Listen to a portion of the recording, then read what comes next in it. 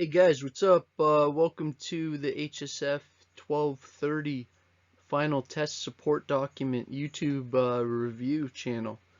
Or not channel, but episode. Alright, I'm going to walk you through this and use this as a way to review some stuff from the course and also prepare you for what you need for the final test. Okay? As you're going to probably be noticing, this is a super long video, but as you'll see in a minute, I have it set up so that you can skip huge parts. So just hang in for the first like 5 minutes or so and you'll see kind of what the plan is. Okay?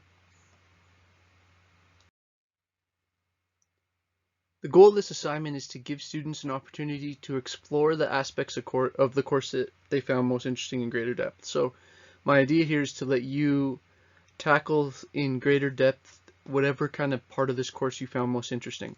Assignments will be graded based on clarity and depth of writing, in addition to how well the student addresses the specific question in a complete and concise manner. Okay, this is going to be due April 24th or earlier at midnight on Econestoga. I can't give any exceptions to that because that's literally the last day of the term. That's the last day of week 15.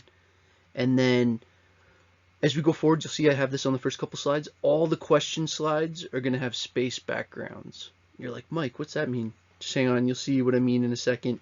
And that's key information if you're wanting to fast forward and not watch the whole thing. So, which I understand because this is like 90 slides, 99 slides. So if I even do a minute per slide, like we're up way over an hour and a half already. So I'm going to have fun with this. And I'm going to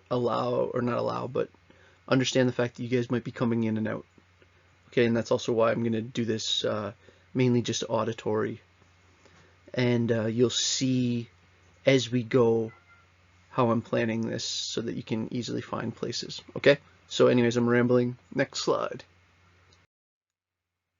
So for this assignment, I'm asking you to pick 3 of these questions. Okay, I'm using this with a bunch of my assignments. You're noticing probably, and you've noticed this with me. When I was a student, I always liked these kind of assignments the best. I always found these fair, like kind of getting 6 questions and having to answer 4 or something like that. And I also find students, when they're interested in their topic, tend to write more interesting and better compositions. So basically, you're just picking 3 of these questions and doing a 1-page single-space response for each. Okay, the assignment will be 3 pages total. Begin each page by stating the topic being examined. So you can just say, you know, question 8. You don't have to rewrite the question. Please don't use that to eat up a lot of your space on the page. I'll be reading tons of these. It'll be really obvious what question you're answering. Begin each page by stating the topic. So, you know, on this one I'm answering, you can just go question 4 and then start. Each student's responsible for your own project, no group work. Again, all question slides will have the space background, which you'll see in just 1 second. Before we get into it too, the grading for this couldn't be simpler. I'm basically going to be giving 10 marks per each of the 3 questions, so that mark will be determined by the depth and the quality and the level of insight and just the comprehensiveness of the answer. If you did it in a concise way, meaning like you got to the point, but you were specific, you had a good point, it was insightful, all right, and then I'm kind of giving an overall writing quality. Okay, so this grade's going to be out of 50, and it's worth 25% of the course. So before I get into reading the first question, I just want to point this out. Notice how this slide has a space universe background. All the question slides are going to have these. And then what I'm going to do is insert the slides from all the different PowerPoints that are relevant to these questions. So for example, say you're not going to do this question, or I think I have the first couple here. You could skip all the way till the next time you see a slide that looks like this. And since it's a YouTube video, you could literally just scroll until you see the next space slide. So that's what I was meaning before. Okay, the space slides are where the questions lie. Okay, question number 1. Finding a Rosetta Stone in a digital age. Okay, and That was the name of the first presentation. That title isn't directly linked to the question, but it's the name of the first presentation I did. Okay, one of the books we talked about a lot in that first class was Brave New World. Man, I can't think of a book more interestingly relevant right now. Huxley's favorite, and again, if you look in the playlists for this channel where I'm hosting this video, you'll find I have tons of playlists in there with, and once I get a bit of time, I'm going to build those up with tons of resources I think that you'd find interesting for the people that want to continue learning after this.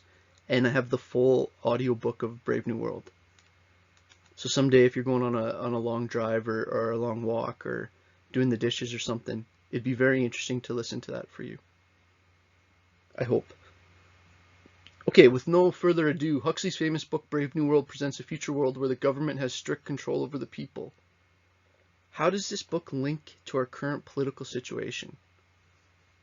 Now keep in mind, I obviously wrote these questions long before this current situation, so you don't have to talk about like COVID-19, you could talk about anything. Okay, use any aspect of the book in any single or multiple modern day situation. So with that question, it's pretty open-ended. I'm basically just asking you to compare something from Brave New World to something that you're seeing around you.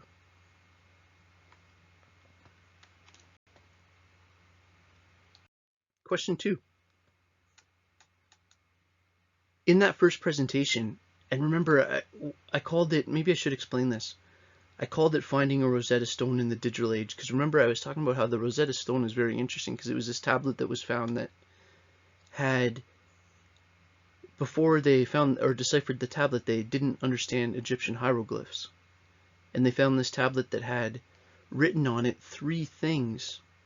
And one was in, I believe, Greek, and one was in, I believe, either Hebrew or Latin. Sorry, I don't have notes in front of me on it. And then the third one was in hieroglyphic. And since they already knew the other 2 languages besides hieroglyphics, they were able to use that to decipher this ancient kind of lost writing system. And so I was making the point in that first class that to understand our current situation, we need to have a language and a theoretical lens to, and I think that that can be inspired by understanding the information in books like Brave New World in 1984 and Animal Farm and Plato's Cave and the Gulag Archipelago and the ideas of Viktor Frankl. Now to the question. Explore the similarities and differences between Brave New World and 1984. Both books were presented as illustrations of potential future societies where government control dominates all. While they are both dystopias. So remember, a dystopia is the opposite of a utopia. A utopia is like a perfect future world. Heaven would be a utopia, like a future scenario where everything was good. Actually, heaven is utopian, but a utopia would be like, say, it's some future world. It's what the communists promise. It's some future world where everything's perfect. Now, a dystopia is what happens when things go wrong. If you watch Black Mirror, that TV show, is basically futuristic dystopia. Yeah, maybe I'll just say it like that, futuristic dystopia. While they're both dystopias, while they're both situations where you would read those books, and remember, Brave New World, so obviously that's like him thinking about the future. 1984 was written way before 1984. I'll get to specifics of that in a sec. So these are both looking at these future worlds. So what do you think is the underlying opinion in those 2 books? The underlying message of each? In your own opinion, there's no right or wrong. I want your opinion here. Which would you argue was more correct in their predictions for society of the future from the perspective of living in our current times? So to you, I'm very interested. As someone that's like, kicking down the door on 40 soon, I'm really interested in, what a 21-year-old reading Brave New World in 1984 thinks.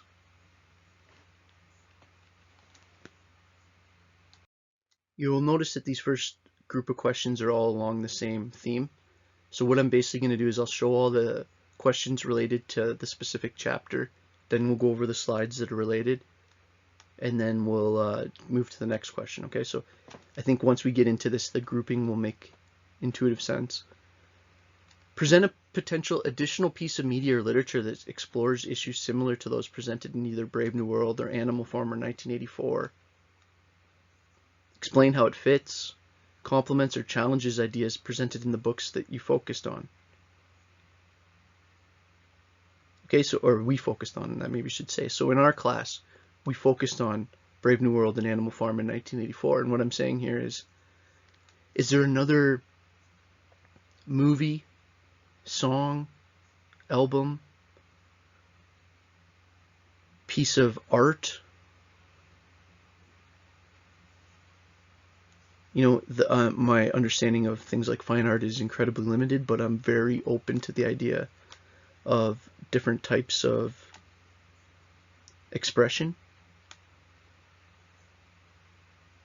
You know, when you hear me in class rambling about Brave New World, are you thinking about, oh, this reminds me of, you know, classics? You might be thinking, and if these are what are in your head already, just because I'm going to say it doesn't mean you can't do it. But are you thinking of Lord of the Flies? You know, are you thinking of Fahrenheit 451?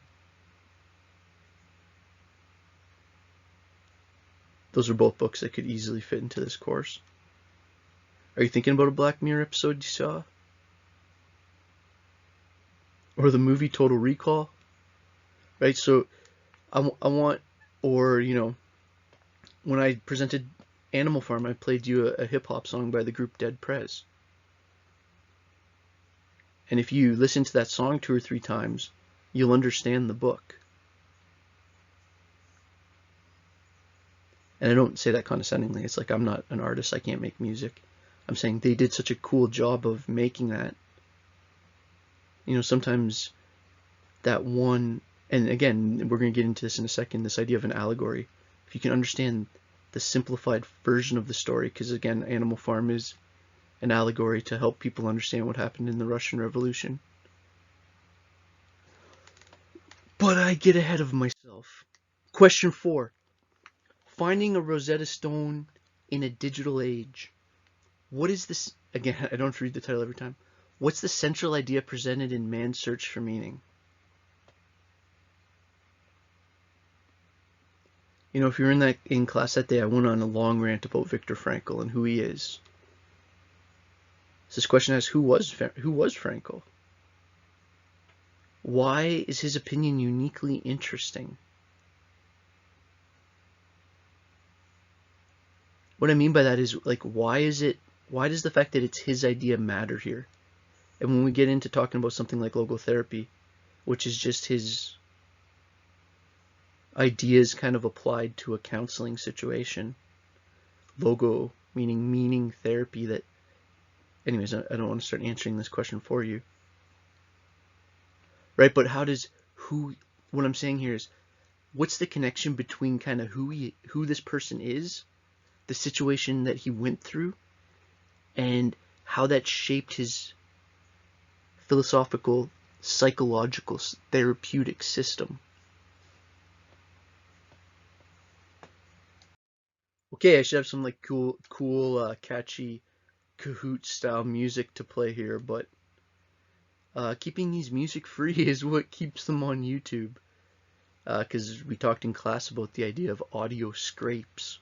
But yeah, anyways, this is the slide that you're going to see a few times that basically is your heads up that if you're not answering one of the questions I just read, you can skip until you start to see those space slides again. Okay? Catch you soon. Start you off with an epic quote. Men do not learn much from the lessons of history, and that is the most important of all the lessons of history. Aldous Huxley.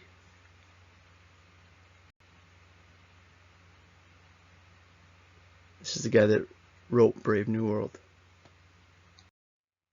So Brave New World is, first of all, how intense is that picture?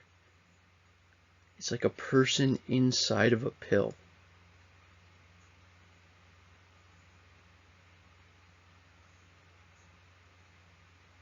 I want you to keep in mind this book was written in 1931.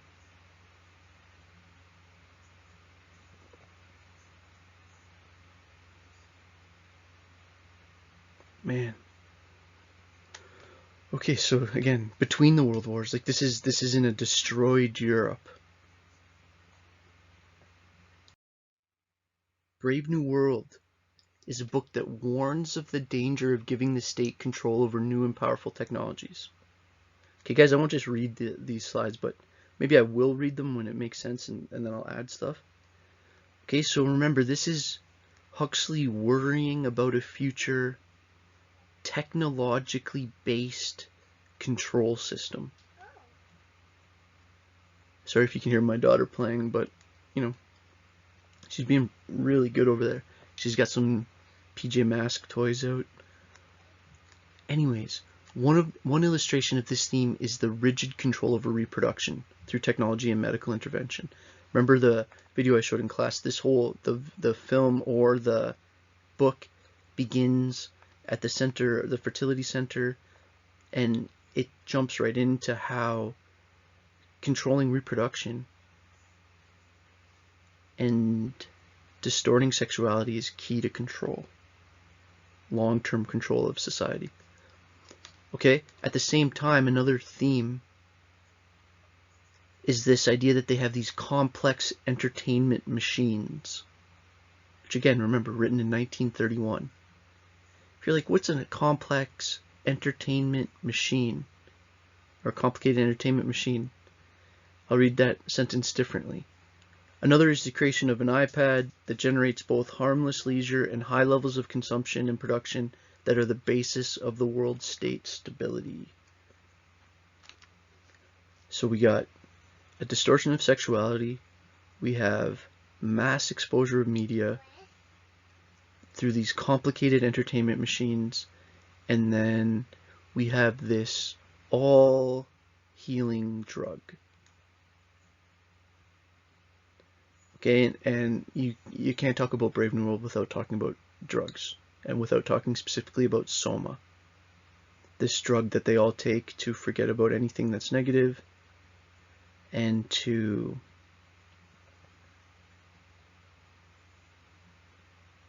pacify themselves. Soma is a third example of the kind of medical, biological, and psychological techniques or technologies and techniques that Brave New World citizens, that the book Brave New World criticizes, most sharply.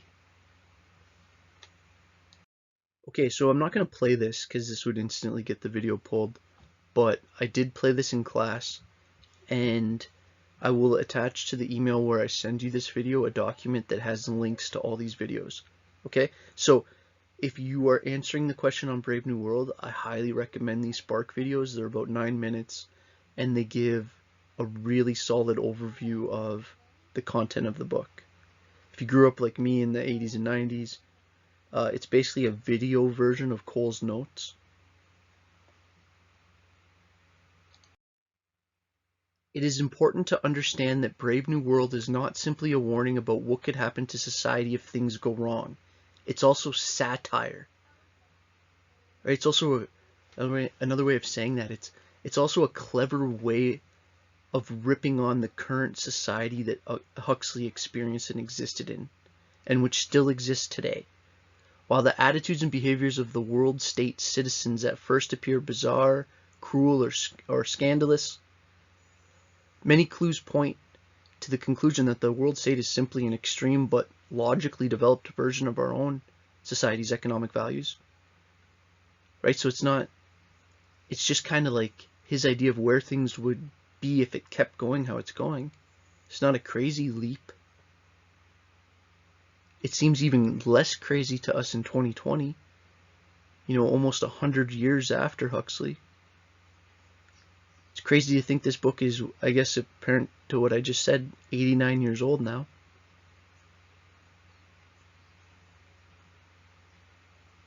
A society in which individual happiness is defined as the ability to satisfy needs, and success as a society is equated with economic growth and prosperity.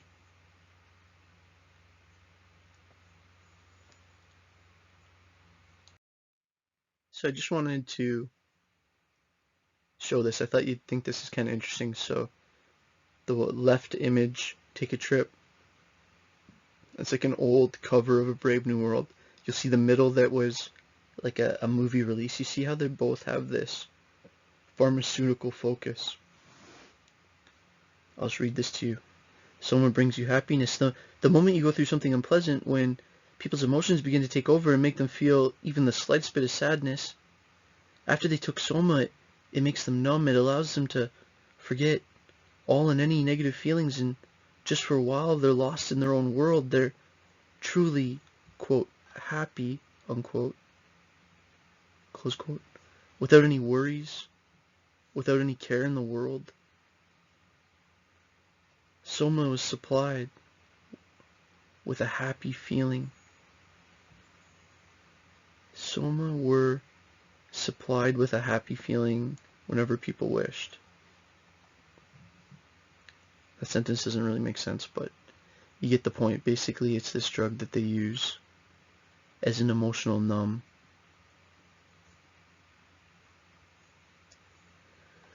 But the other layer to that is that also the government is heavily in this book pushing that. And it's not for their own, it's not for the mental health of the people.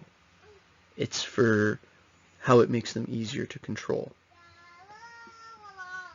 Remember, in Brave New World, control is through entertainment, manipulation, and part of that manipulation is pharmaceutical.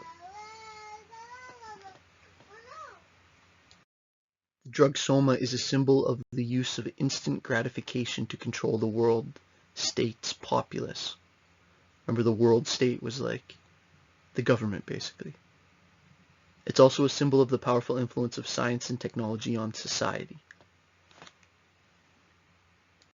So then, if you remember, this is the question that I asked in class. It seems undeniable that most of the world state members are happy, although people like John and Bernard and Hemsholt might criticize the quality of their life. So what then is wrong with the world state? Discuss the relationship between truth and happiness. You know, how does the use of soma relate to that? This is a really important message for our time. I love that picture. The kids looking at the TV that just says, "Don't think." Infantizing citizens. Treating adults like kids. The world state infantizes its children by allowing them instant gratification and denying them responsibility. Like they're a little kid. You know, like it's like my daughter. I'm like, yeah, I'll bring you a snack and a toy in a sec. Just go over there. It's like the government's saying that to you. It assigns every citizen to a caste and a particular social function before birth. It encourages its citizens to use soma regularly and seek instant sexual gratification. It conditions its citizens to have no identity independent of the world state. You're nobody except part of the party. You know, in Brave New World, they call it the world state. In 1984, they call it the party. The same thing. The government.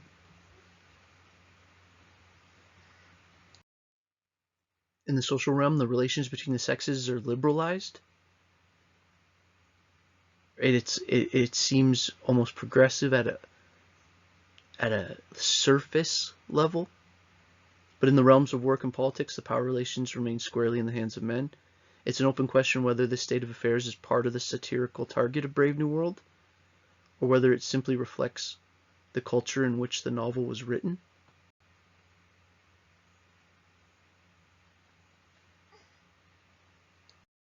You right, Ev? Sorry, guys.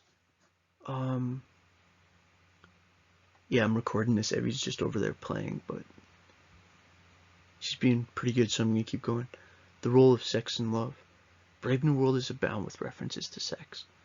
At the heart of the world state's control of its population is rigid control over sexual mores and the reproductive rights. Reproductive rights are controlled through an authoritarian system that sterilizes 2/3 of the women, requires the rest to use contraceptives, and surgically removes ovaries when it needs to produce new humans. The act of sex is controlled by a system of social reward for promiscuity and a lack of commitment. It actually encourages you to sleep around and to not disconnect that activity from relationship. Again, not because it's good for you, because it makes you more easy to control.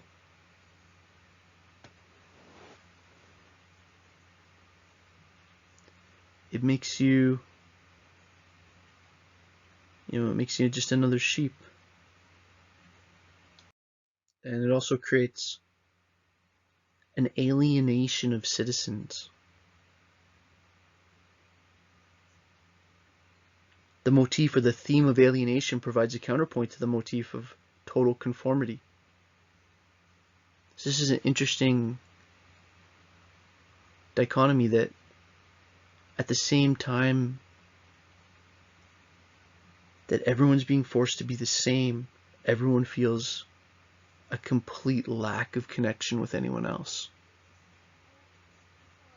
That feeling of the same and alienation, remember alien to feel like you're from somewhere else. It provides the main character with their primary motivations in this book.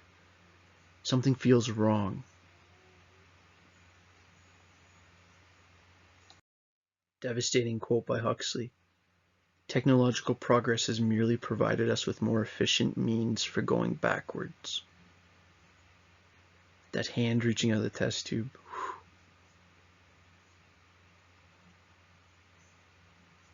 Powerful image, eh? Again, the links to all these original images can be found by scanning those QR codes I'm putting in the slides, which is a new thing since I started putting slides online. All right, next slide. So again, for this one, I'm going to go over quick. This is going to be another one on the video list. So if you want to listen to Huxley's speech and how it relates to the Ministry of Propaganda, the Ministry of Propaganda was part of the government in the book.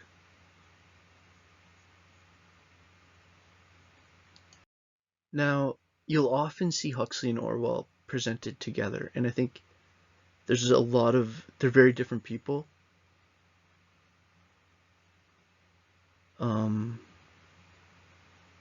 So just real simply, Huxley did 1984. I mean, Huxley did Brave New World, and then Orwell did the two books that are coming next, 1984 and Animal Farm. They both wrote much more than that. But those are the two books that are relevant to this. So these two guys together, their ideas have done a lot to shape how we view this relationship between control and how control between, well, they basically present two different ways of controlling people. And one of your questions is, how are they different? Okay, so this is a video that kind of explains to you who Orwell is and how he fits in. Just as an add-on to that last slide, remember I'm going to have the link to all these videos available. What I'll probably do is make on the YouTube channel there, I'll probably go under your playlist and make digital literacy final test playlist with all these videos. If I remember to do that tonight, I'll try to do that. Okay, so 1984. Now remember, this seems weird in 2020 because in 2020, 1984 sounds like in the past. But keep in mind, when Orwell's writing this book was, well, he was writing it before this, but it was published in 49. So it's being published kind of right after World War II, in the immediate aftermath. As the novel opens, Winston feels frustrated by the oppression and rigid control of the party, the government, which prohibits free thought. Right? It doesn't allow it. So this is kind of so different than Brave New World. In Brave New World, they're trying to kind of distract you. In 1984, they're trying to dominate you. but they're both trying to control you. The government prohibits free thought, prohibits sex, prohibits any expression of individuality. Winston dislikes the party and has illegally purchased a diary. Right? He's not allowed. You see him in this image here. You see that they all have, and remember, published in 1949, they all have these huge, what we would now just think of as like a flat screen with a FaceTime stream you can't turn off that goes straight to the police, basically, or the thought police, the government, the party. Now remember, that's a pretty creative idea in 1949. Or we probably thought of it earlier. Right now we'd see that as a, that's a 70-inch flat screen streaming FaceTime. Winston dislikes the party and has illegally purchased a diary which he writes as criminal thoughts, anything against the party. He's also become fixated on a powerful party member named O'Brien, who Winston believes is a secret member of the Brotherhood, a mysterious legendary group that works to overthrow the party.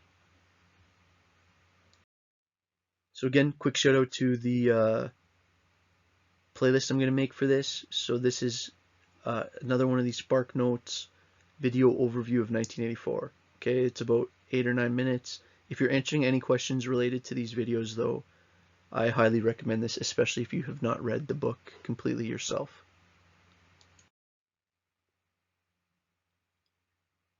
Not much to say with this. I'll just let you look at that for a sec.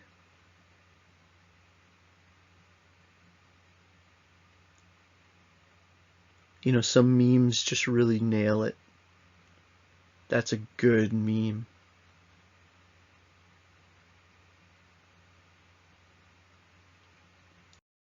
So you've probably seen, or at least you've heard the term Big Brother before. Big Brother's watching you. Oh, that seems a little Big Brother. Seems a little Big Brother that there's cameras everywhere. Seems a little bit Big Brother that there's police at the grocery store. Seems a little... You've heard that terminology before. So this is terminology coming from 1984, and Big Brother was... Well, I won't tell you who Big Brother was, because that's the end of the book. But it's this... it's almost synonymous with government surveillance on citizens. Again, sometimes a meme can say it better than a quote. Looks like you've had a little bit too much to think. Closed mind, stop thought crimes.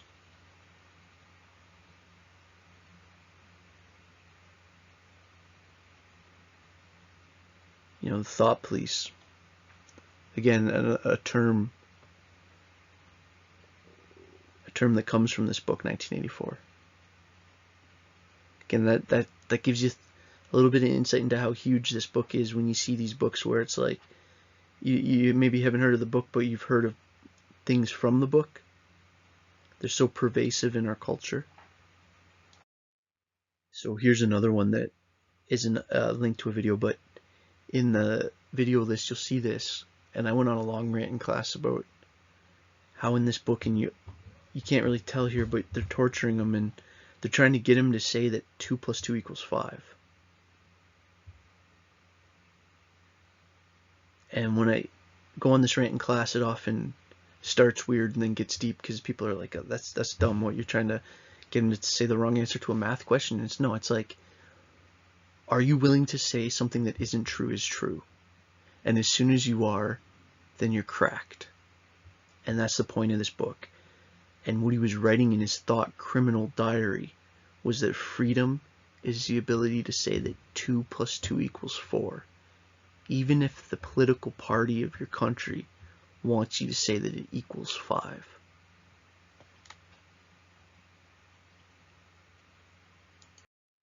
Another monster Orwell quote: political language is designed to make lies sound truthful and murderers respectful.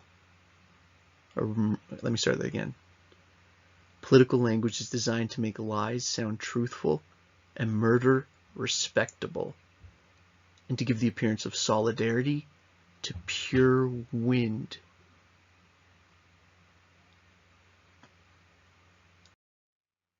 During times of universal deceit, when everyone's lying, telling the truth becomes a revolutionary act. You know, it's like being a truthful, honest, authentic, real person is even more important in times of, well, what he's saying, times of universal deceit.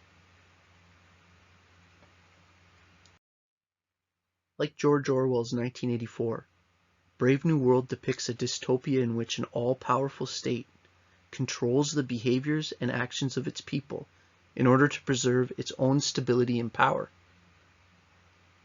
But a major difference between the two is that whereas in 1984 control is maintained by constant government surveillance, secret police, and torture, power in Brave New World is maintained through the technological interventions that start before birth and last until death, and that actually change what people want. The government of 1984 maintains power through force and intimidation. The government of Brave New World retains control by making its citizens so happy and superficially fulfilled that they don't care about their personal freedom. In Brave New World, the consequences of state control are a loss of dignity, morals, values, and emotions. In short, a loss of humanity. So that brings us to the third book in the second book from Orwell, Animal Farm. So Animal Farm is another satire. It's a story that's kind of ripping on the politics of the time. South Park is a TV show that's a good example of satire. Animal Farm is Orwell's satire on equality. The problem of forced equality. Making everybody the same. Not giving everyone the same chance, but making everybody the same. Everyone has the same kind of house, the same amount of this, the same amount of that. All the barnyard animals live free from their human master. Okay, so inspired to rebel by the major, the old boar, basically in Animal Farm, all the farm animals come together and they don't want to be, they don't want to be under the control of Mr. Jones anymore, so they decide they're going to rebel, and then the more powerful ones become the new leaders, and then they become just as bad, if not worse, than Mr. Jones. A power-hungry pig, Napoleon, becomes a totalitarian dictator who leads the animal farm into a all animals are equal, but some are more equal than others oppression. According to Orwell, the book reflects events leading up to the Russian Revolution in 1917, and then on to the Stalinist era of Soviet Russia. So again, that's what an allegory is. An allegory is a story about one thing that's really a story about something else. And it's usually a story about something simple, that if you can understand that and then apply it to something more complex, it can help you understand the more complex thing. The Russian Revolution, for example, is very complicated. Animal Farm is a very simple story. But this idea of everyone coming together to replace the bad leader, and then the people that came together, a leader comes from them, and that leader is actually worse than the one that they replaced.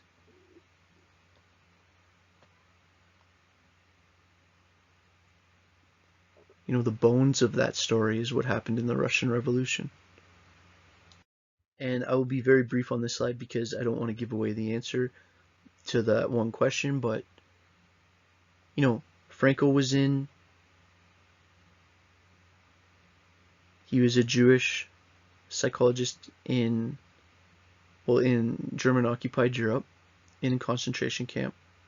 SOLZHENITSYN was in the Russian gulags, prison. Right, so these two people came out and wrote these two highly influential books.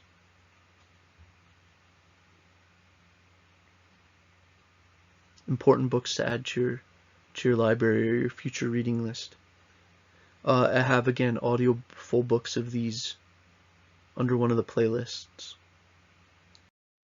Man's Search for Meaning is a 1946 book by Viktor Frankl chronicling his experiences as an Auschwitz concentration camp inmate during World War II. All right, and it also describes his psychotherapeutic method, which involved identifying a purpose in life to feel positive about and then immersively imagining that outcome. It's like you're going through something. Well, his book's called Your Search for Meaning. Obviously, guys, this is applicable to women too.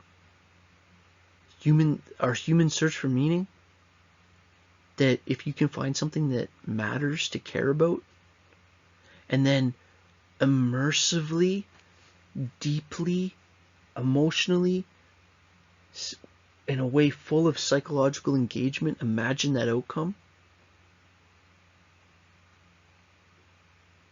that can actually keep you alive in terrible situations. That meaning can be therapeutic, logotherapy.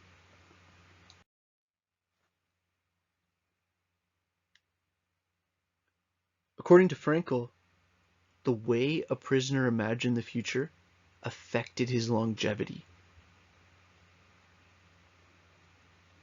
That's saying mindset affected biology.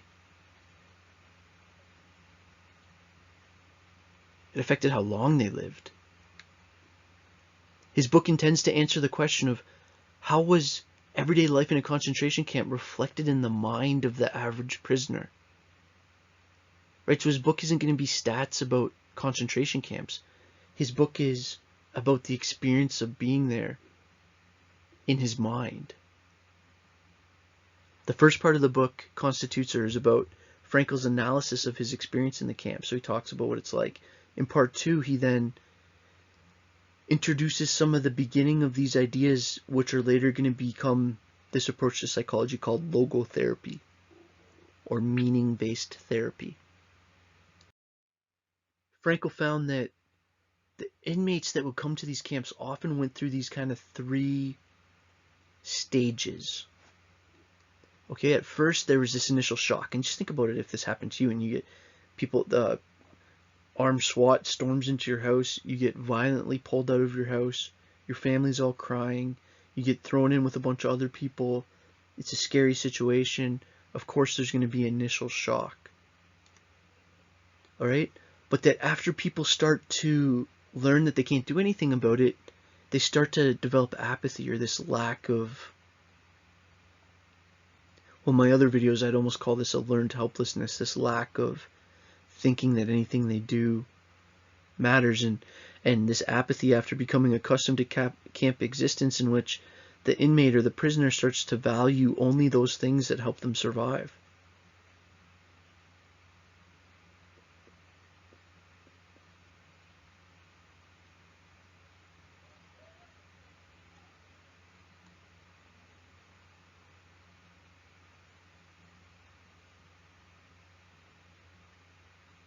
You know, I guess that's kind of saying like the urge to hoard food in a crisis.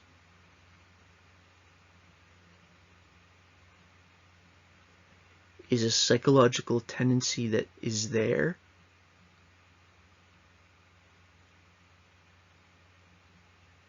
But keep in mind, he's suggesting here that that's part of breaking people. And so the flip of that would be, even take a scenario like our current situation where there's a panic in the air, that turning selfish in response to that, although understandable, is associated with less meaning and less psychological health. And that people, when they started to do that, they would actually experience depersonalization. Think about that word. To feel like you're not even a person anymore. That your moral, remember moral just meaning right or wrong, that your sense of right or wrong is deformed. That you're bitter. You're disillusioned. The dreams that you had have crashed. They stop dreaming about surviving and being liberated.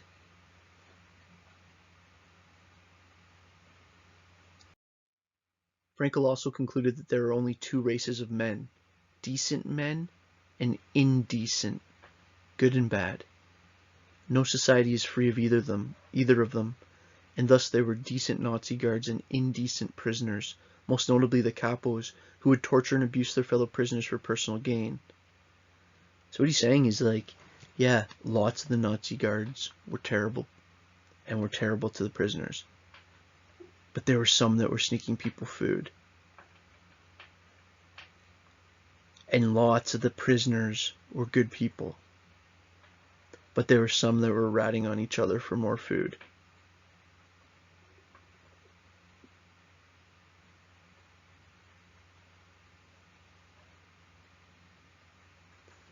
Again, those are words from the mouth of someone that was there.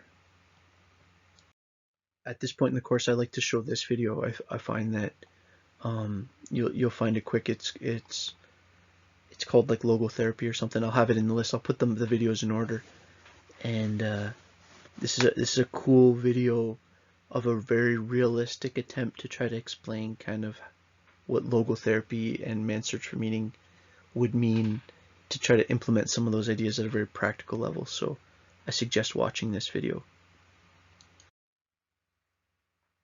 So this one's a cool one too. So this is another video, and I think you might find this interesting because this is FRANKL later in his life doing a talk at the University of Toronto, and it's not the greatest quality, but it's classic psych archive footage.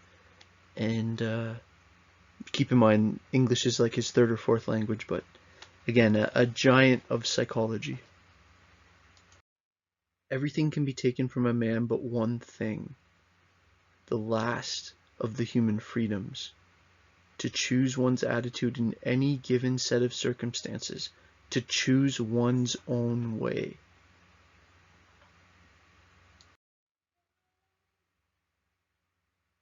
You know, I like this. This guy's got a sign saying, "The meaning of life is to give life a meaning."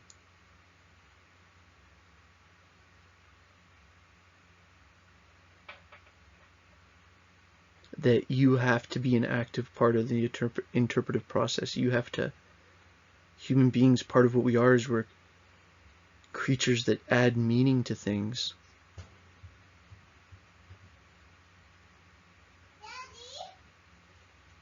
On that note, here comes my daughter. It's a good time for a pause. More coming. Okay, I'll catch you on the next slide. Okay, I'm back after a quick hour and a half mandatory painting session with Evelyn, my daughter. Okay, so this would be a good time to grab a coffee, or, you know, I think probably around the midpoint mark. The Gulag Archipelago, to bring the mood right back down, is a devastating account of the Russian prison system during the Stalinist era, and I talked about it a bunch in class, and I'm just gonna touch on it here because it's not directly relevant to your question. However, in reference to that last slide, though, you definitely should read that book. Very important book. Okay, next question. So now you can tell, now that we've returned to another set of space background slides, you can tell we're at a new question. Question number 5. In the history of human thought, there are certain philosophers who have captured the minds of people across time and space. Right? There's certain people that, well, like, before you even took the class, you probably have heard of Plato. Why him?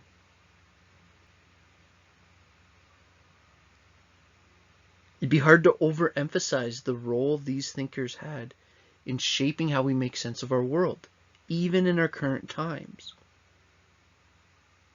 Okay, present an idea from each of the 3 following philosophers that you find interesting and still relevant today. Now, for this answer, you can pick one of these 2 groups of 3. You can either take the ones I presented in class as giants of Western thought, Socrates, Plato, and Aristotle, or the ones I presented in class as giants of Eastern thought, Buddha, Confucius, and Lao Tzu. Okay, so you don't have to do all 6. I'd recommend you just pick East or West. Question 6. Certain historical events have dramatically altered the course of human history and the development of society. Discuss the way the Protestant Reformation inspired the reshaping of Europe, both politically and religiously. Okay, so how did the Protestant Reformation change Europe? Again, there's slides coming up that talk about this. Now, I added an option to this. If you wanted to switch the revolution and basically answer the same question, and instead of the Protestant Reformation, you wanted to do the French Revolution, or you could do the Russian Revolution, you could do the American Revolution.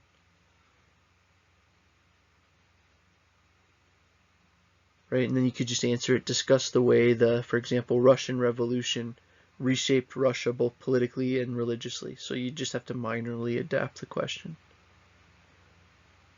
Okay? So that's if you want to look at these kind of big historical, political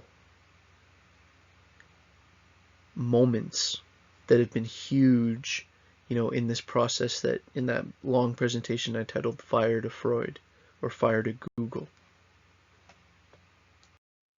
Okay, so I explained the slide last time. Just leave this here so that if you're fast forwarding, you see it. So in class, we got into these big 3 of Greek philosophy. All right, now I went on some long rants around how I think it's really interesting to think that these 3 people knew each other, or at least Plato knew both of them, and that Socrates was a teacher that would walk around and teach people how to think critically, and that Plato was one of his students that was fascinated with, says, their ideas, or with these like bigger metaphysical things, and he was Socrates' student, and he I think everything, at least most of what we know about Socrates is directly from Plato's notes. And then Plato had one of Plato's students was named Aristotle. So there's a direct lineage here. And Aristotle was very focused on how philosophy should inspire, well, specific goals.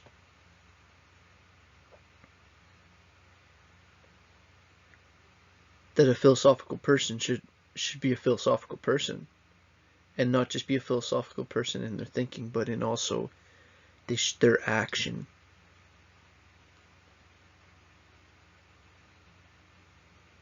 They should walk the walk,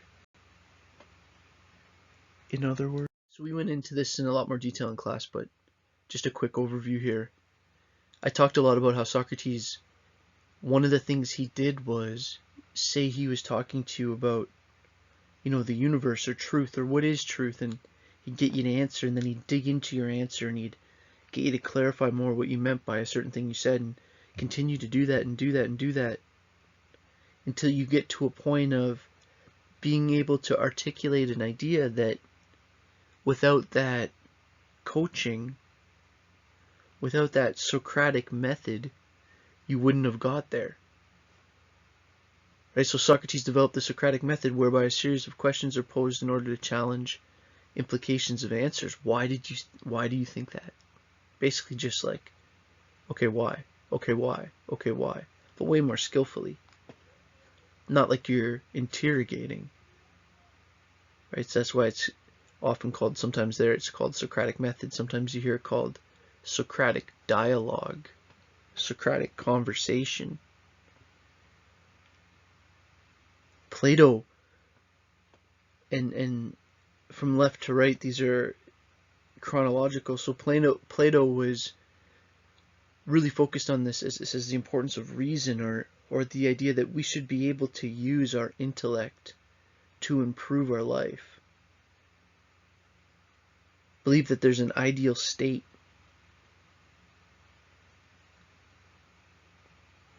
Right, that the ideal state, now here's an important word, because in the social issues class we use the word state to mean like country or city-state. He's meaning it here to be ideal state of existence, the metaphysical idea. It's a very deep, right? This is core to Platonian idea, this idea of that there's such thing as, for example, something like true beauty. And that what we think of as beauty are things that get close to that. So he would think there is something as pure loyalty. And when we think of, maybe our favorite sport movie or our favorite movie where the hero saves his friend at the end, it's like that's our closest example we can think of to that. And he believed that ideal state should actually, our knowledge of it should shape how we live our life. He believed the ideal state should regulate every aspect of a citizen's life to provide for their best interest. Again,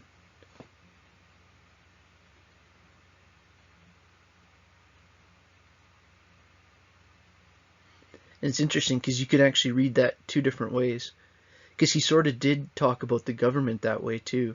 And Plato's idea was like, okay, if all the good normal people in society all of a sudden just don't care about politics, then the con artists will win. Right? The exact quote I think is coming later, but it's something like, if you don't, if wise people stay away, then the fools will steer the ship. Right? And Plato was actually, well, Socrates was heavily against democracy. Plato was, again, for this idea of the republic and for this idea of even philosopher kings. And he said, we'll get to that ideal place when, I'm paraphrasing, but we'll get to that ideal place when our leaders are philosophers and our philosophers are leaders. Now, Aristotle comes third in that line and is a student of Plato. Right? Aristotle actually was of this mind of, and now you got to remember, Plato and Aristotle are critical of democracy because mob rule, which isn't, a more negative way of saying democracy, just sentenced Socrates to death.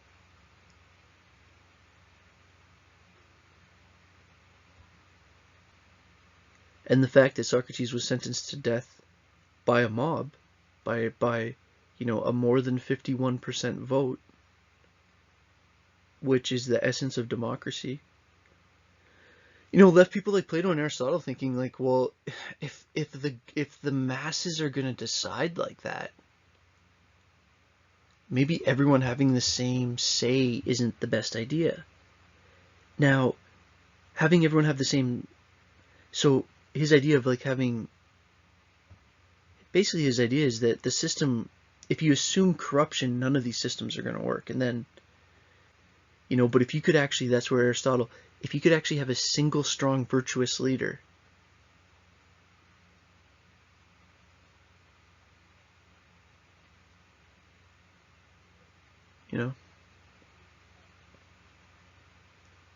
Aristotle also very focused on behavior, very focused on this idea that, it's the lived life, the examined life, that if you're not reflecting on yourself and trying to improve things and using those reflections and thoughts of improvement to actually affect your behavior and your interactions with other people, then what are we even talking about? He didn't want to keep his head in the clouds all day, although he wrote entire books on metaphysics, so it's not like he didn't go there. So again, if you're going to answer some of the questions around this, you might want to start with this video on why Socrates hated democracy. Okay, so this is sort of what I was talking about before. So Socrates, as history has recorded, roughly 470 to 399 years before Christ. So if you want to add that number to 2020, that's how many years ago it was. I have an interesting link in the actual PowerPoint to the actual speech Socrates gave at his trial.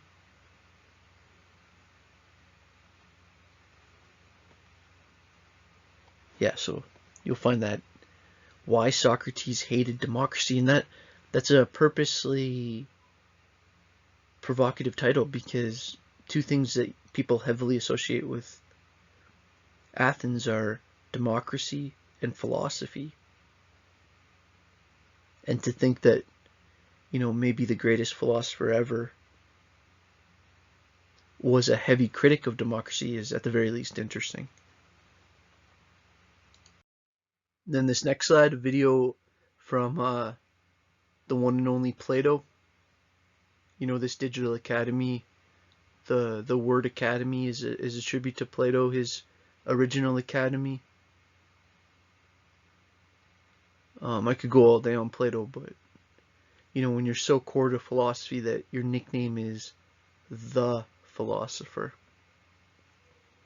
you're a heavyweight. Okay, next slide. And then I linked to this next video, another school of life video. Aristotle classifies the world, and Aristotle really jumped into everything, right? He was interested in ethics and medicine and biology and animals and stars and geography, and he was trying to classify the world, basically. So then the second option for that first question was that you could either go with the three from the West, which I just said, Socrates, Plato, and Aristotle, or the three for the East. And I love contrasting the three. So many similarities, so many complementary points, and so many interesting differences. And the contexts in which these ideas emerged are fascinating. Okay, so 538 BC, you'll notice that's like sort of roughly the same time frame as Socrates. We have Buddha's story. All right, we talked about Buddha, and I made my point of that there's value of looking at Buddha as almost an early psychologist. Okay, next slide. If you're doing the Eastern three giants that I'm calling, the second one you'd be focusing on is Confucius and his analytics, or his writings. And Confucius is very much around how you should live, codes of conduct. Like literally how you should handle a dinner party, how you should talk to people that are your superiors, how you should treat your parents. Right? He's very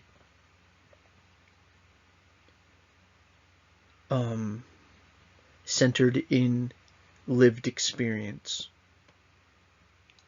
Yeah, just trying to explain that last one, this is a weird thing to say, but I'd almost compare Buddha to Socrates, Lao Tzu with Plato, and then Confucius with Aristotle. Now, that would just be an interesting way to do it. There's so many comparisons and differences, but I think that would be an awesome paper. And anyways, maybe I should stop giving additional options, but I was going to say you could mix, but maybe sticking to 3 and 3 is a lot smoother. All right, Lao Tzu, Taoism, fascinating. The whole concept of yin yang, and that you've definitely heard of in Tai Chi, and all these ideas around the Tao and the way and the life force of the universe, and this early Chinese philosophical system. Okay, so that last group of slides relating to the three giants of philosophy from the East and West were to address the first in this group of questions. The next question had asked about the Protestant Reformation, and remember, Reformation, just break that word down into reformation, the reformation of Europe, when the church lost a lot of the centralized power, and you started to see individual countries and individual divisions of Christianity start to exert influence. So this is one of the kickoffs to this whole thing was in 1517 AD when Martin Luther And if you go to a Lutheran church, or if you've seen Lutheran churches there, this is where this begins. Nails his 95-point thesis, which just is a way of saying his kind of 99 complaints, right? So one is around how much money they're having to send to Rome. It's 99 or 95 points, literally a piece of paper with a list. I have a link there to it in Wittenberg Church. So this is in modern day Germany. So I like showing this map. It's pretty cool of how the Europe started to reform, right? That's the Protestant Reformation, and Protestant began to be a kind of broad word that meant all the, well, everything that you see on that map that's not green, right? All the Christians that aren't Roman Catholics. Okay, so you see on that map, the Catholic is the green, the blue is the Calvinists, which you can find all these churches even in Kitchener-Waterloo today. The yellow is Lutheran, red is England, the Church of England, the Anglicans.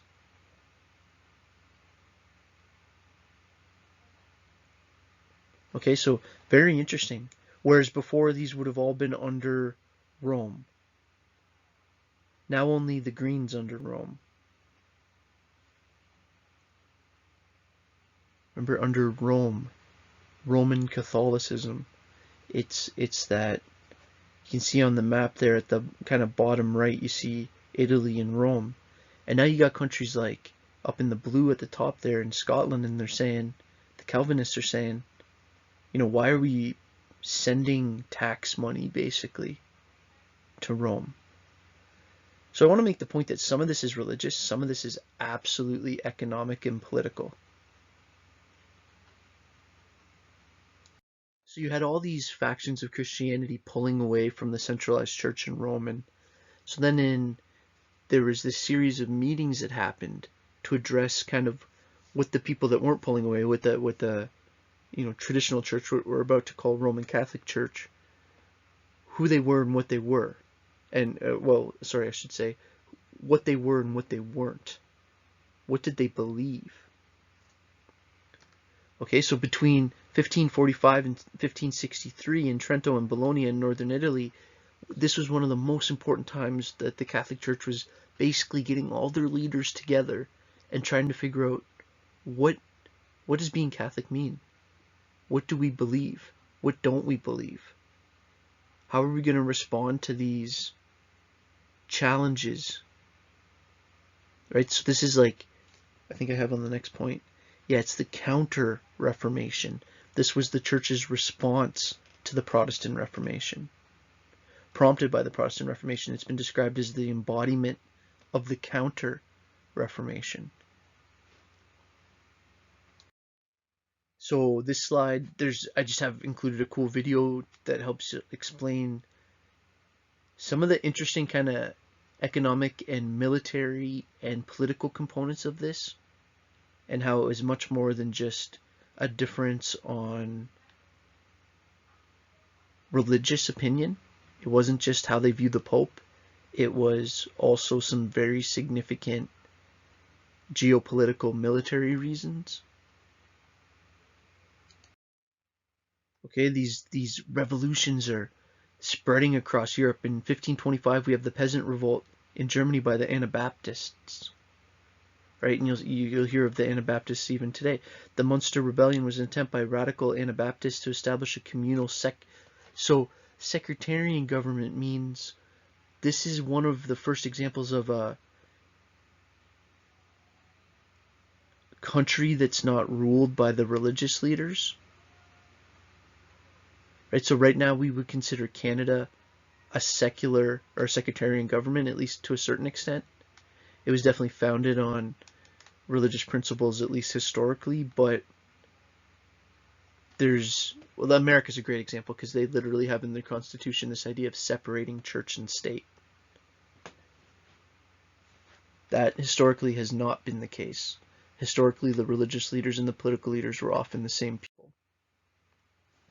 Okay. Next space slide. Question 7.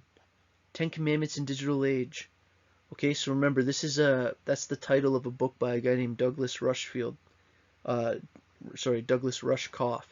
And in his book, he's looking at these kind of 10 things that we need to focus on and pay attention to understand our current digital age or modern age. After completing this course, how would you, the student, define digital literacy? What would you add to this course if you taught it? Right? Like if I had room for one more lecture and you were like my consultant, what would you think would be interesting?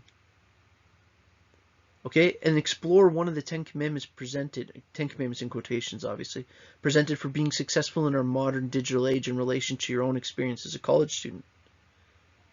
And if you remember here, we talked about ideas like time and place and choice and complexity, scale, identity, social, fact, and openness, as well as purpose. And I'll just review these quickly.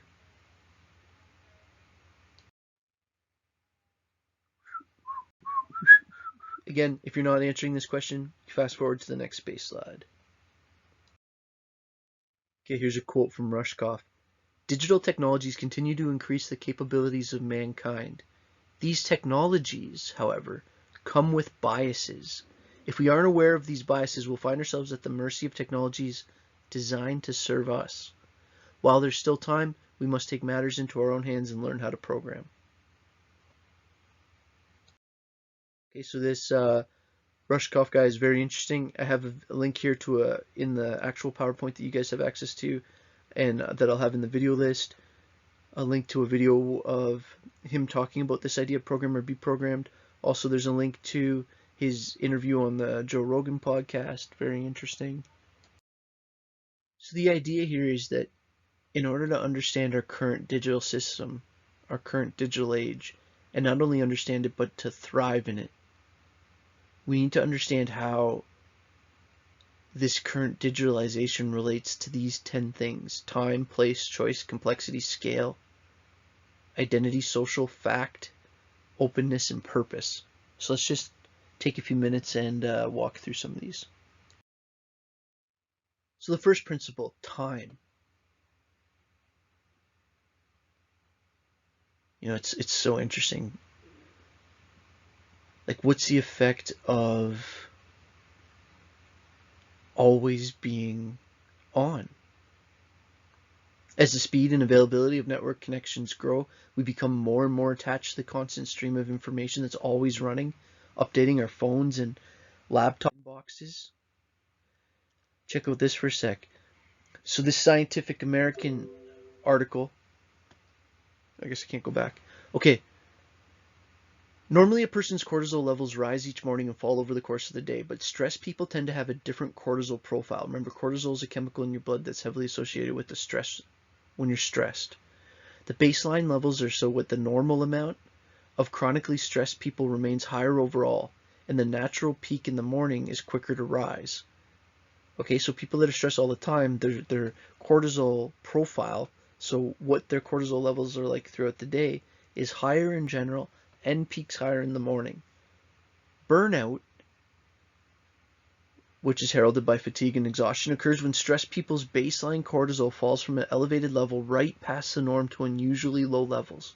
So it's like they don't go back to normal. They are either really stressed out or they are so stressed out for so long that eventually they burn out that system. So then they go to these incredibly low levels. Okay, in this Scientific American study, an individual's morning levels of cortisol, so another way of saying that is how stressed they woke up, was influenced by whether or not they were on call. So if you were waking up knowing that there might be emails waiting for you, you were waking up more stressed.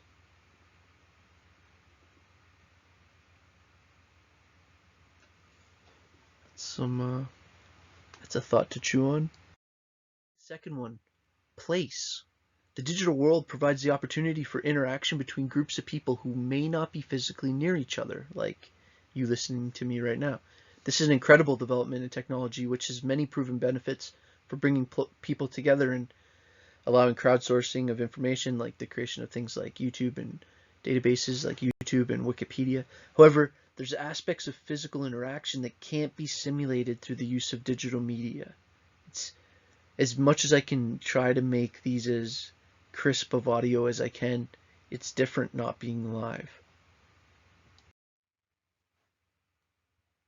So I like this. So it's interesting to think that if you're talking about meetings, whether you're talking about like a first date or a job interview, in-person meetings still heavily outperform online meetings. The research is very clear on that there's something about uninterrupted presence, being there.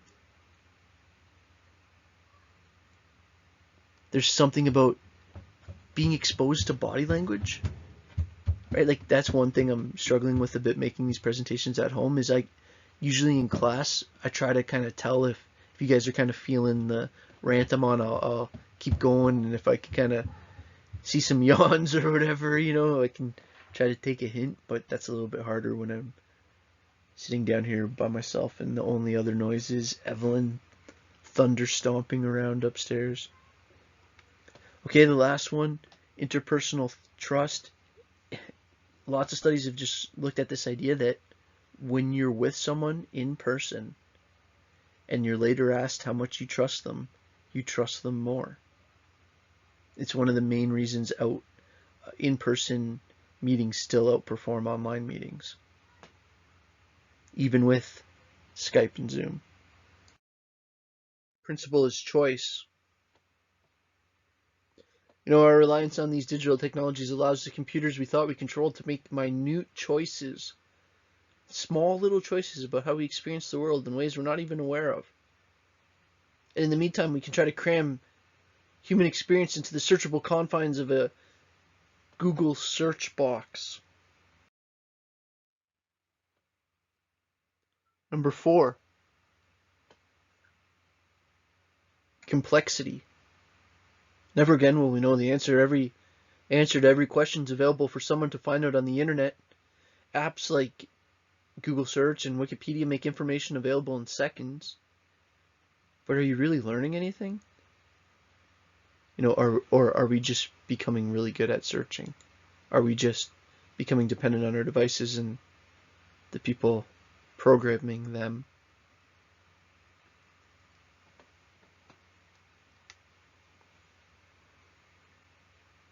How does the threat of fake news from all political sides affect this?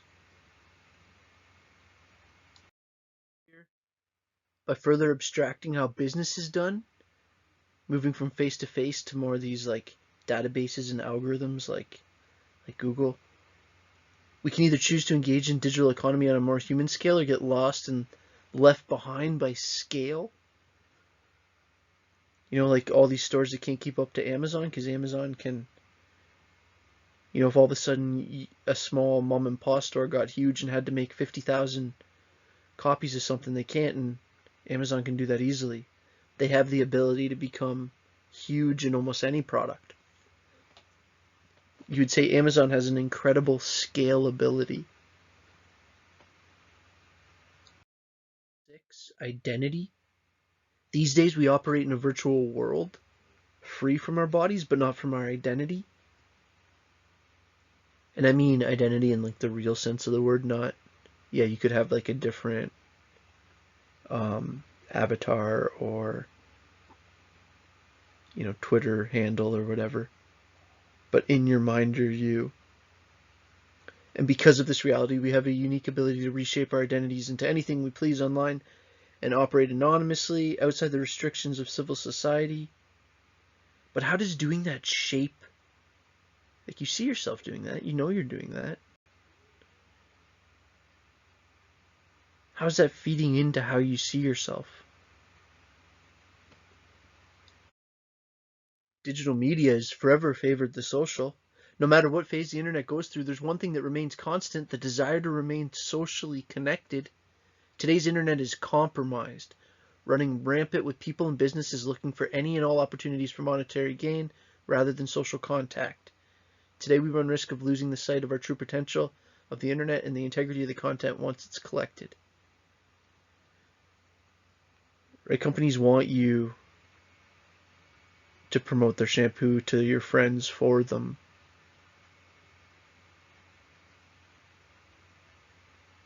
Our social media and product placement is, just every like fourth or fifth ad on your Instagram feed now is a product placement.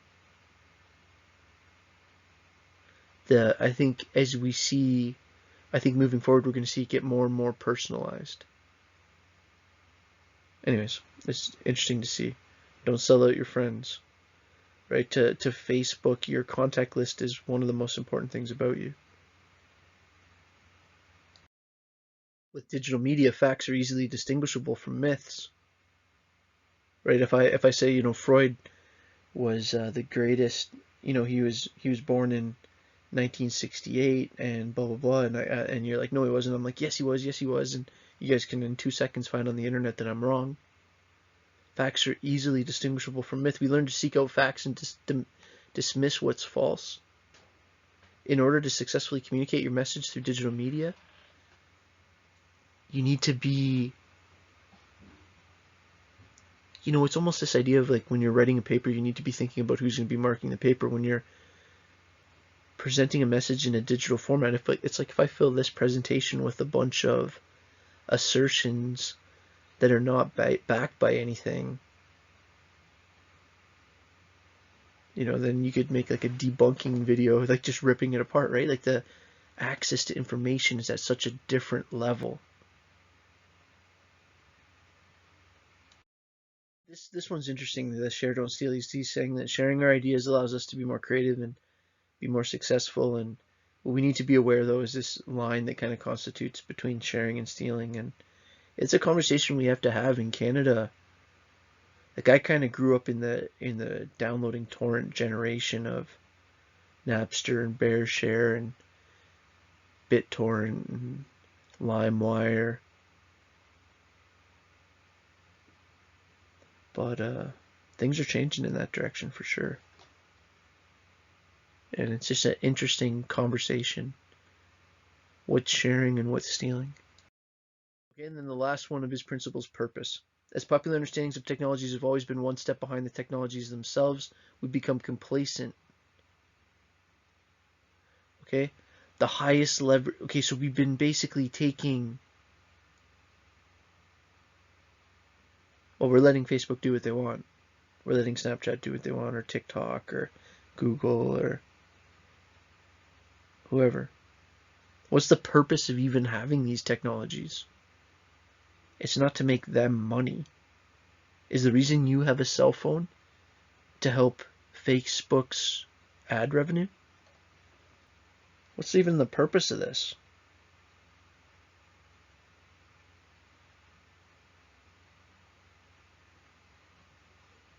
It's a decent question if you take it seriously. Okay, only 20 slides left, which sounds like a ton, but when you're recording a PowerPoint that's 99 slides, 20 left sounds like, oh man, this is just the home stretch. Question 8, discuss the idea of trolling. Okay, trolling, like being an internet troll, by defining and explaining the concept of online disinhibition effect. Okay, so basically I'm saying, talk about trolling, but do it using the language of the online disinhibition effect that we discussed in class. How can this concept help us better understand the online behavior of internet trolls?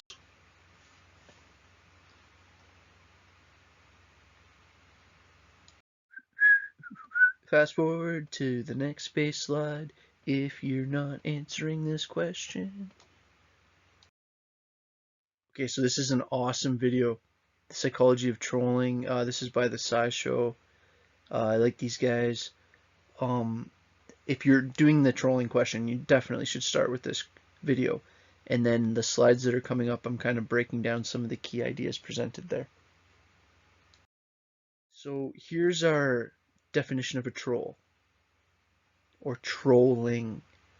When someone posts an off-topic inflammatory comment. So off topic meaning, you know, it's not the same. If I'm like a politician, if I'm a Democratic politician and some conservative person presents a point against what I'm saying, that's not trolling necessarily. Like, it could be, depending on the kind of aggressiveness and the vulgarness and the, you know, the amount of, you know, how ignorant the person's being. But if you make a reasoned counterpoint, that's not the same as trolling. Trolling is when it's being done in an off-topic way, on purpose, being inflammatory or trying to set fire, trying to disrupt an online conversation.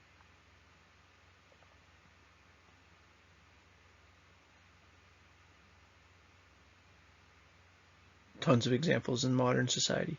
Okay, but let's just, maybe, I'm not going to completely redo the presentation, but I'm going to keep going on presenting these core kind of concepts that will help you answer the questions. Okay, I just reined in a rant there, but let's keep going. So if you're answering this question, this is going to be an important part for you to have in here. I love that picture of the person like ducking the fire coming out their laptop. The loosening, so this idea of online disinhibition, remember, inhibition would be like, say I saw somebody and they were wearing like a jersey of the Boston Celtics, a team I don't like, and I might want to be like, hey, I hate that team, but I wouldn't do that because that's mean and that's rude. But online I would do it. I wouldn't have that same inhibition. I'd have a disinhibition effect because I was online. An online disinhibition effect. A loosening of social inhibitions because of the anonymous nature of the internet. Another way of saying that, people are willing to behave differently online than when they're in real life. You know, real life in quotes. Obviously, you messaging something mean to me on Facebook is still real life. But maybe we should say, you know, between face-to-face and digital interactions, or I don't know how you say it. People know what you mean when you say real life, but it's just funny that we say that. Solar's model, the online disinhibition effect, has 6 factors: dissociative anonymity, invisibility, asynchronicity, soplistic introjection. That's a mouthful, but I'll explain that. It's a relatively easy idea, even though it's a tricky title. Dissociative imagination, and minimization of authority. Okay, so dissociative anonymity, the ability to be anonymous, basically, to have anonymity, to be able to hide your identity online. Right, part of the reason that people are rude online is because it's different, right? It'd be a little bit different if everybody on YouTube and Twitter had to use their real name and maybe have a link to their boss's work email underneath their real name. No, I don't think that's a good idea. But the amount of ignorant exchanges would probably go down immediately. But then again, I don't necessarily think your boss's reading your Twitter is, you know, there's a whole freedom of expression issue there too, but I'm just saying. I think the fact that people feel like it's not traceable to them makes them more willing to behave in negative ways they wouldn't otherwise. You know, another piece of it is just physical invisibility. You're not in the presence of the person. You know, yelling I suck and I'm an idiot in my face, even if you're bigger and stronger than, like, it's an unpleasant situation. It's a lot easier to type it into someone you don't even see. Right? Like this picture of the dude in the hoodie with, you can't see his face. Without eye contact or body language, people feel more disinhibited, right, in a negative way. The other piece is I don't see how much it hurts you. Right? If I make fun of you about something and I diss something that you actually enthusiastically tried hard at, and it hurts you, and say I made that comment to you and you're like my friend's girlfriend or something, and I accidentally like put down something of yours at like a party or something, and it really hurt your feelings. Like I'd feel bad in that scenario. But online, you don't see the other person. Remember earlier in this presentation, even I was saying how important the kind of nonverbal presence is. Okay, so this applies heavily to social media platforms and to online forums.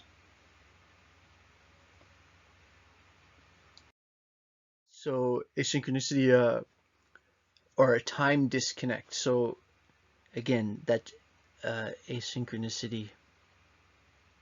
What's an example of that? Well, you listening to this presentation right now is an example of asynchronicity and a time disconnect. It's like I'm doing this on Wednesday, April 7th at 5:22 right now. You know, it's 5:22 on April, what did I just say? 7th, Tuesday, sorry. You know, it's probably going to take me another 20 minutes. It'll probably take a half an hour at least to render this. Then probably 15 minutes to put it on YouTube. Then I send it to you guys. That's assuming no interruptions from Evie. You know, at absolute earliest, it's online, 6:30. Say you turned on your phone right then, you went right to the channel for whatever reason. You were already on YouTube and it came up. Even in that, like, that's like the quickest it could be. And even then, it's a several hour time delay. It's not live. It's same day. I actually think I can do it better this way than doing it live. But it's different.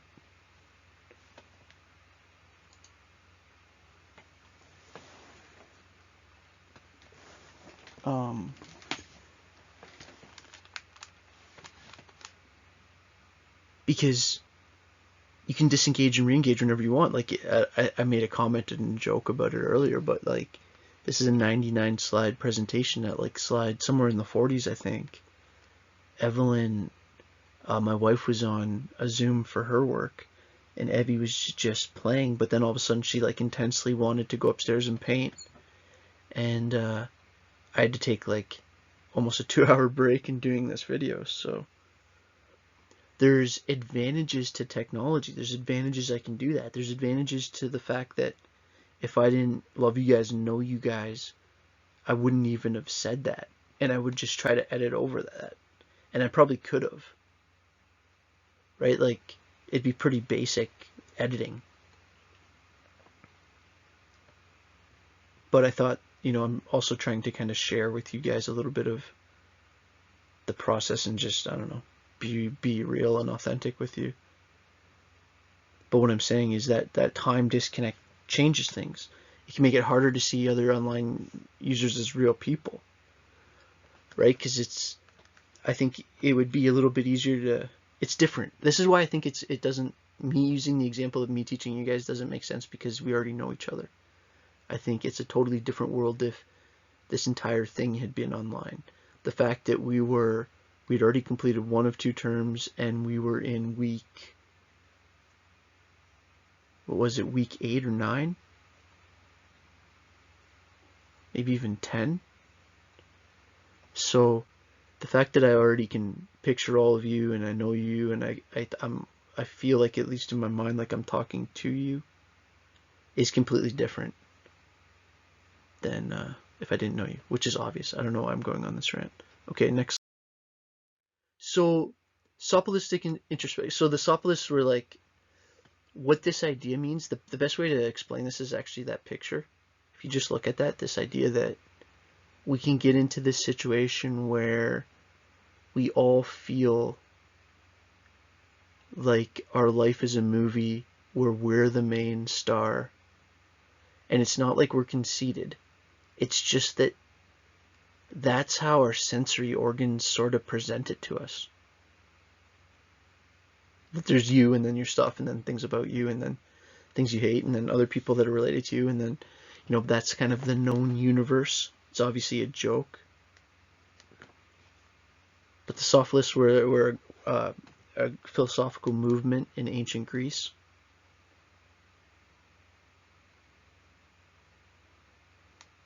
But anyways, this word sophilistic interjection is meaning this tendency to interject or to look at everything through our lens, and that we do that so much that the person we're talking to, so let me give an example of, like, say you're arguing with somebody, say you're like having a political argument with somebody on an online forum and you've never met this person, and the person that you're arguing with, you almost create this character, and you're like, I hate this, you know, Red Sox 375. It's just some random Twitter name or whatever, right? And you start almost constructing a character. Now look at that first point. There's a disconnect between the real conversation you're having and the constructed version of the other person. You're creating a character of the other person in your mind. You're going off the words on the screen and almost hearing them in an imagined voice in your head, and the other person almost becomes this dehumanized character in your mind.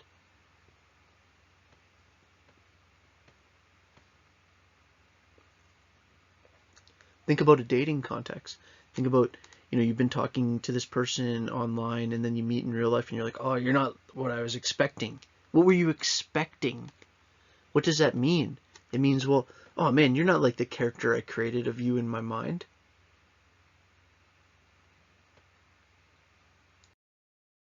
Okay, dissociative imagination, it's related to the same thing. It's dissociate means the opposite of associate. If you said, like, me and this guy over there are associated, you might think that means, you know, we play on the same team, or you know, we go to the same club or whatever.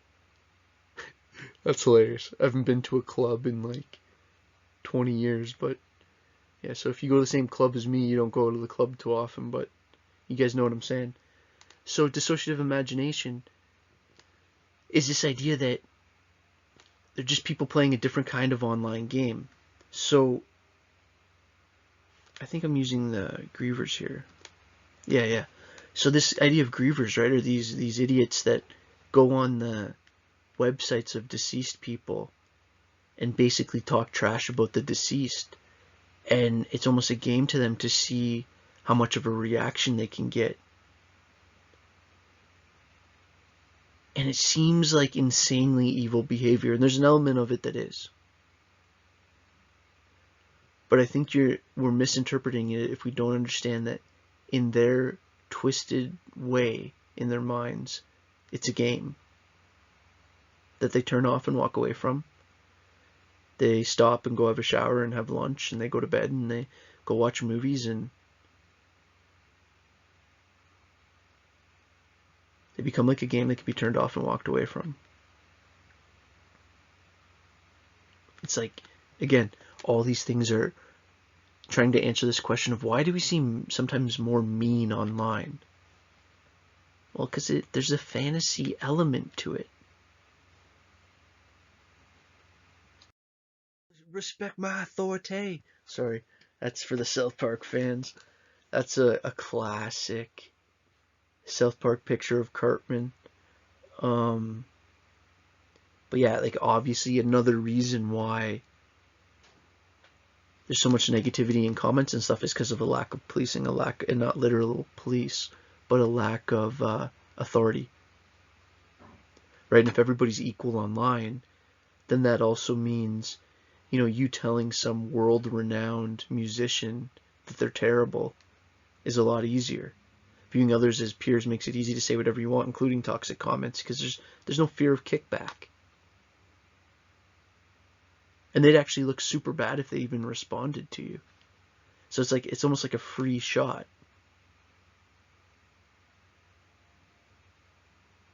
Now that's different on different sites.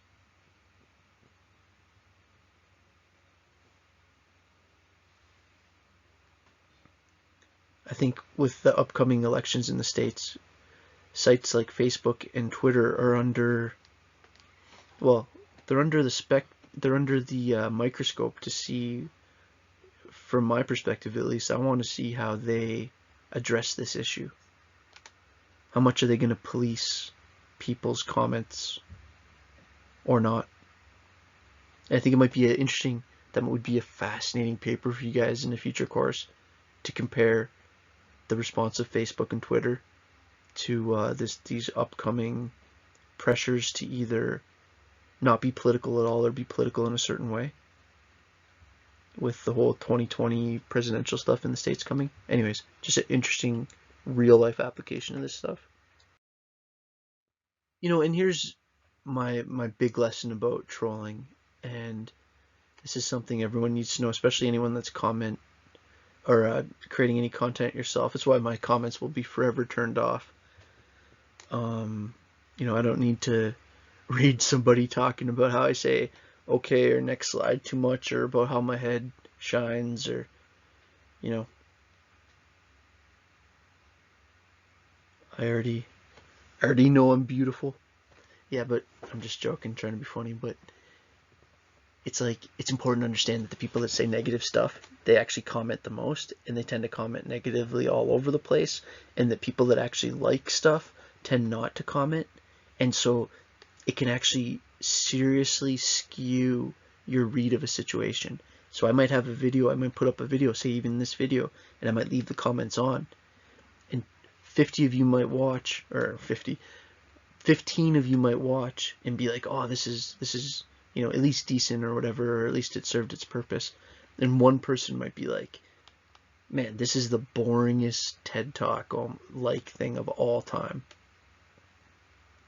And I might just like reread that over and over and over.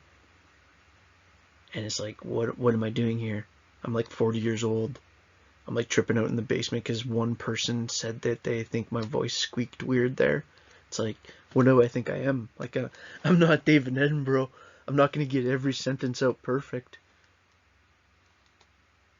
Right? But the point I'm trying to make is, it's essential to understand that the people spreading the negativity are doing it. They're commenting more than other people, and they're doing it all over the place. So it creates an effect that makes their voice seem more proportionally relevant than it really is. You mad, bro? That was a massive meme, if you don't know that. So my cybersecurity presentation is the last thing that's still coming. I don't expect a lot of you to do this question, but you totally could, because all I'm doing with this question is asking you to review the two of the videos I show, which I've included on the document attached to the email where I linked you to this video. So for this, I just want you to create a detailed response to each of the following videos. Okay, what do you think the central message of the video is? What did you learn from it? How would you relate it to your own kind of future engagement online? Okay, so these are both videos warning about different things related to cybersecurity. I'm basically asking, what do you think the main message of the video is? What did you learn from it? And how will it maybe change or alter your future online behavior? Okay, this everyday cybercrime and visions of crime in the future are both awesome TED Talks. Right? You know how I'm sometimes critical of TED Talks. Some are good, some are brutal. These two are both really good.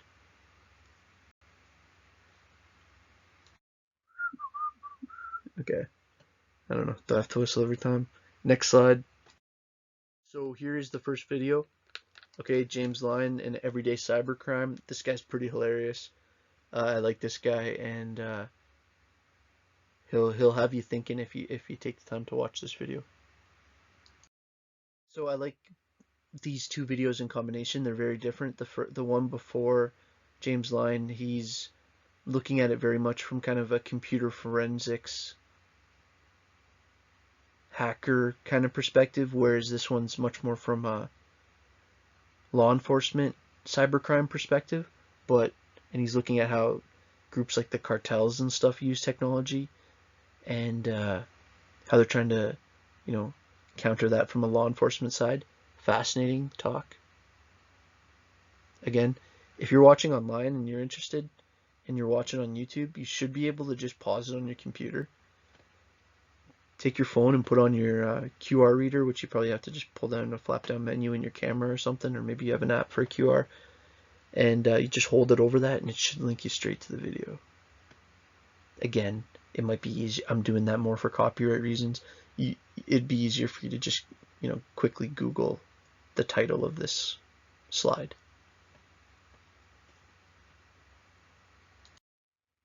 Okay, I love this question, and this is, I think, the second last question, maybe. Yeah, I think I got one more. But explain the difference between narrow intelligence and general intelligence in terms of artificial intelligence. Okay, use examples to demonstrate your understanding, and I'll give you a head start on this, and to think of narrow intelligence meaning, okay, something like your GPS or the calculator on your phone. Right? Your GPS is incredible navigational technology, way better than me or you. Your calculator can do, computations that I would never be able to teach myself to do in a split second. But your calculator can't tell you how to get to the store, and your GPS can't add. Although maybe it can, because it probably has a Google search built in. But what I'm saying is those things are really smart, and they might even be a type of synthetic or artificial intelligence, just meaning created intelligence. But they're narrow. Now, if you remember, if you've watched Ex Machina, Ava's a general artificial intelligence. So, to answer this in a really kind of blunt, bold way, the difference between artificial intelligence and general artificial intelligence is the difference between GPS on your phone and Ava from the movie Ex Machina. Okay, so here I would recommend, if you're still watching, man, I'm at an hour 46. This is gonna be almost 2 hours, man. If any of you are watching this in complete thing, I love you, first of all, for hanging in there like a soldier, like a true veteran. This is an interesting connection between Google and, I believe, NASA. It'll talk about it in the video, so forgive me if I'm wrong, but I'm pretty sure AlphaGo is a Google-NASA collaboration to try to create this generalized, general purpose AI.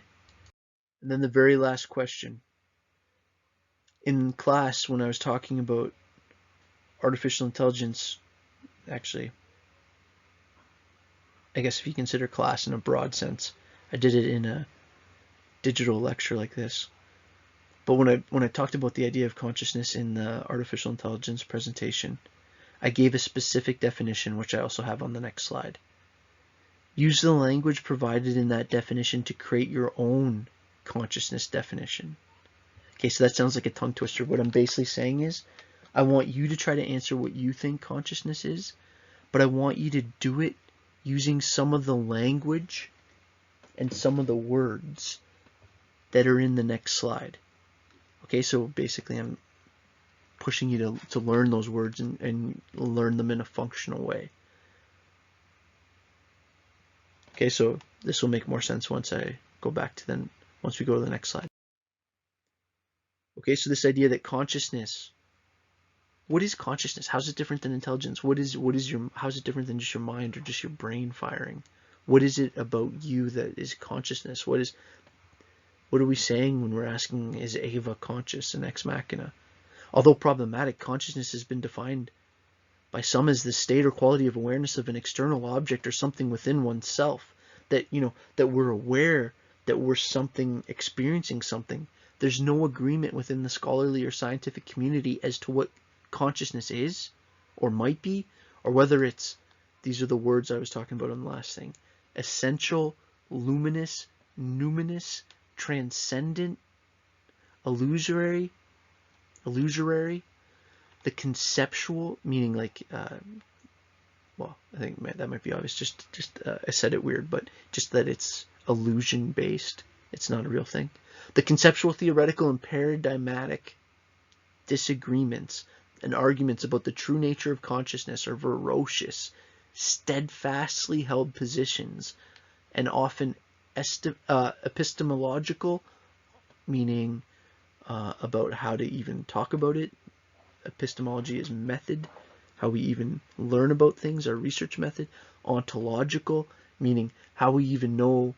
Ontological means what's our even way of, do we even think that the world is a world that is measurable? Teleological. And so these are all big words. What you'll notice in the actual PowerPoint, if you go back and look into the PowerPoint for this, these words are all hyperlinked, but you could also just Google all those words. All right, and the kind of point of the question is I picked a definition that's kind of purposely full of a bunch of interesting words that you can kind of run off with, right? And maybe you want to focus on, maybe you think it's numinous and you want to explain what you mean by that. Okay, guys, I hope this was okay. I hope it serves its purpose. This is going to finish up at about 1:50, but again, I'm assuming some of you are going to like jump around and use this however it works. Again, I do this for you guys. I love you guys, and you know, we're all doing our best, and I hope you're hanging in there. And cheers.